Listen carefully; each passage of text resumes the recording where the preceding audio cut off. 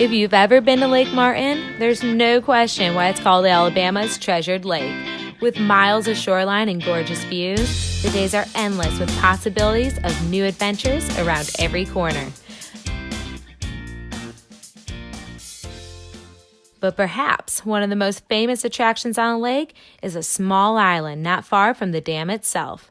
It's easily one of the oldest and most popular destinations that keeps people coming back year after year. But how did the goats get there? Who takes care of them? And does this island really live up to all the hype? Today, Stephen and I venture out and explore the legendary Goat Island.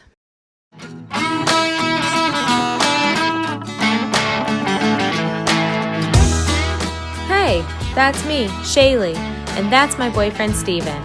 Normally when you see us, we're out on some big, crazy adventure exploring the outdoors and living larger than life.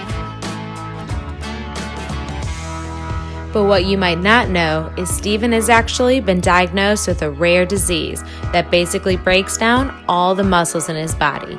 And if that isn't hard enough, he's just now recovering from cancer too.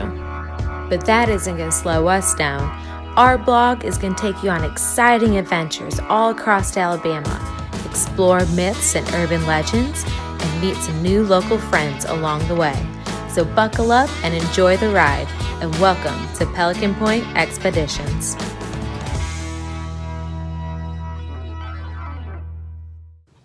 Hey everyone, it's Shaylee and Steven. We are so excited to go explore one of Lake Martin's hottest attractions.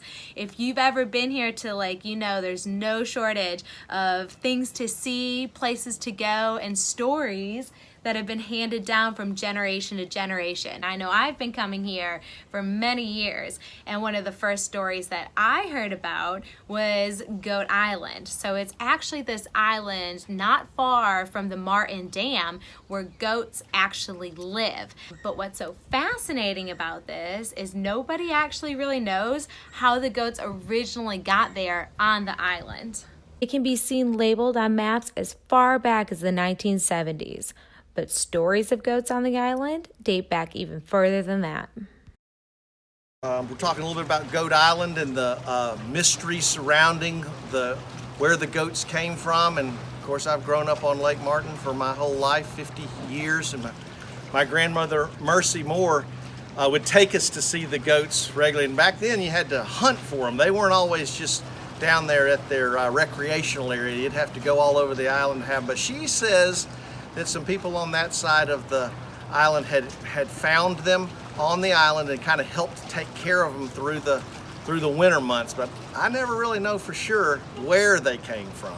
I think you asked me about Goat Island. Well, when I was little, they used to say there's an island out there that's got goats all over it, and nobody knows how they got there. So we would drive around, and I never saw a goat, but I always looked because I thought, surely next trip I'm gonna do it. And then one time they said, there it is, and I said, I think I saw it. But the story was that the water went down one time for this island, and while it was down, some goats walked across, and then the water came up, and that was the first. And I always remember wanting to go out and drive around Chimney Rock, trying to see if you could locate these goats. So what we've decided we're gonna do is we're gonna get to the bottom of this legend, and we're gonna see if we can find out how Goat Island actually got started and what's the story behind these goats. So come along and watch us, and let's figure it out.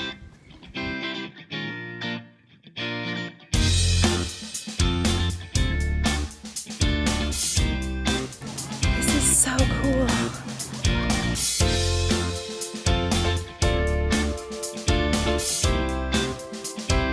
Welcome to Goat Island.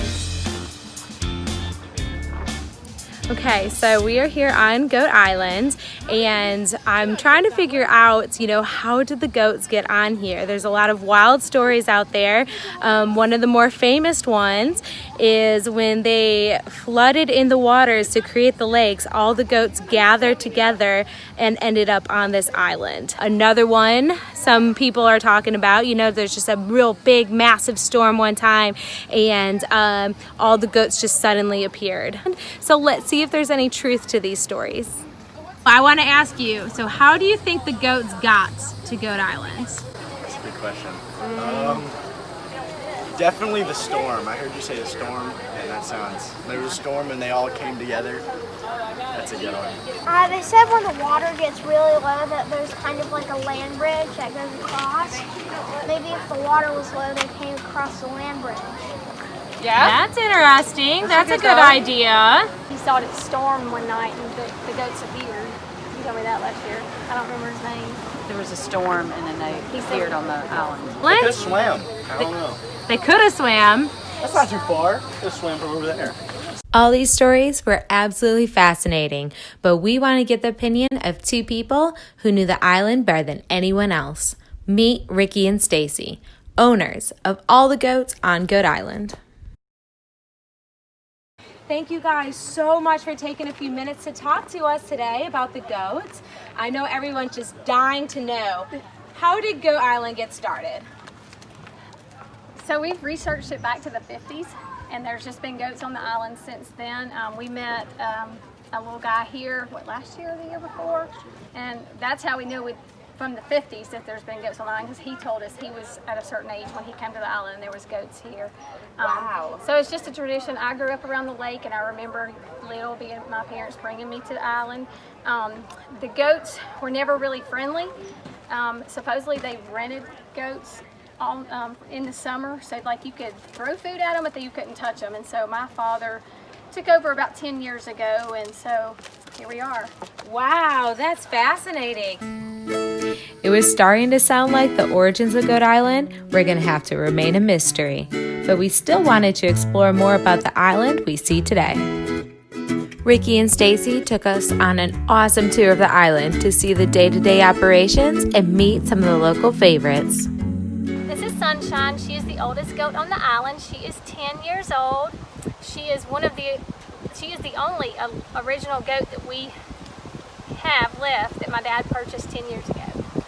This is Sweetie Pie, and she is 3 years old, and she has twins this year, Marley and Mo. They were born in February. And she is very vocal. She is one of the loudest ones, and she's usually always like making her noises. But she is also one of the island's favorites. And this is Bug. This is usually everybody's favorite on the island. She is also 3 years old, and she had triplets this year. She had 2 girls and a boy, and they're named Sissy, Sassy, and Scoot. That's why we took them home, because they will be having surgery. And she is very laid back and just one of the sweetest things ever.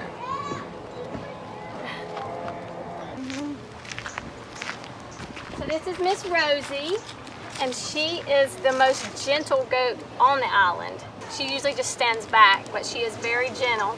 And she had 2 babies last year, twins, and this is one of them, and his name is Smalls. And the other one is beside you, and his name is Lakey. Hey, buddy.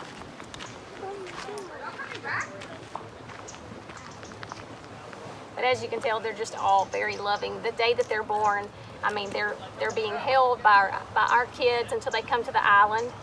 And so they're very just all gentle and very loving. And how do you get the goats to the island? By our pontoon boat. We bring them in the spring, and then we take them home in the winter.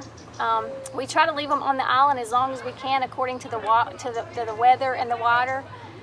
They're healthier on the island. There doesn't seem to be as many parasites as there is on homeland, so we try to leave them as long as we can, and then we take them home for a few months and they come back in the spring. You bring them all by pontoon boat? Yeah. Who's your favorite goat? Well, as of right now, it's this one. So this is Marley the Goat, and she is named after Marley, the girl. How sweet. How do you like having a goat named after you? It's so fun. She's so sweet. She looks sweet. It was becoming very clear that these were not some random goats left on an island, as they may have been many years ago. These goats were very socialized, loved, and well taken care of.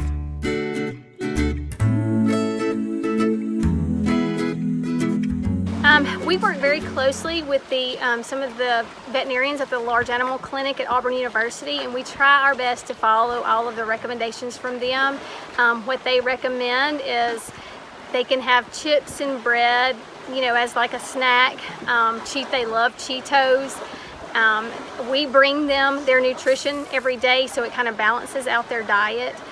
And then what they have told us is they say no corn, because if they get corn, it can just get hard and kind of crystallize in their stomach and make them very sick. How did these structures get on the island? Alabama Power owns the island, and they actually built these structures this winter for them to enjoy. And if you're a big fan and looking for some cool gear, Ricky and Stacie showed off the official Goat Island merchandise. And the best part, all the money raised through their products goes directly back to the island and helps fund the care for all of the goats. So on our Goat Island page, we offer some shirts. We try to change the design every year. And this is our shirts. This is the front this year, and this is the back. It's got Lake Martin on there. We also have cups and koozies, so go check it out. As much fun as we were having, our trip to the island was coming to an end. Even though we may not have solved the mystery behind Goat Island, we did have an amazing trip filled with stories that will carry on the legacy for years to come. So this is on our to-do list every time we come to Lake Martin. We love Goat Island. It's a must-do. It's a highlight of our trip. The first thing that he gets out of the car and says is, when are we going to go to Goat Island? HGTV was here last year, and Sam, the producer, she's been everywhere, and she said this was by far the coolest place she'd ever been. Like, she didn't want to leave. It is. I feel like everybody who comes here feels like they kind of own the goats or take pride in taking care of the goats. So I think the most enjoyment is getting to meet people like y'all and the kids that are from around the lake, but also throughout the United States, and even we've met people from other countries that come here. We've talked to them before, and they've always said they've heard about Goat Island, but they've never actually experienced it. And they get here and just couldn't believe that it was actually real. And just knowing that the kids get to, they'll grow up and this is something that they'll remember for the rest of their lives. So be sure to go out there and support Goat Island. We've included links to the Facebook page. Also, they've got tons of merchandise where all the money goes to helping fund Goat Island and care of the goats. So be sure to check that out and send any kind of donations that you can to help support one of Lake Martin's oldest traditions and hottest attractions. Like our Facebook page and subscribe to the Pelican Point Expeditions YouTube channel.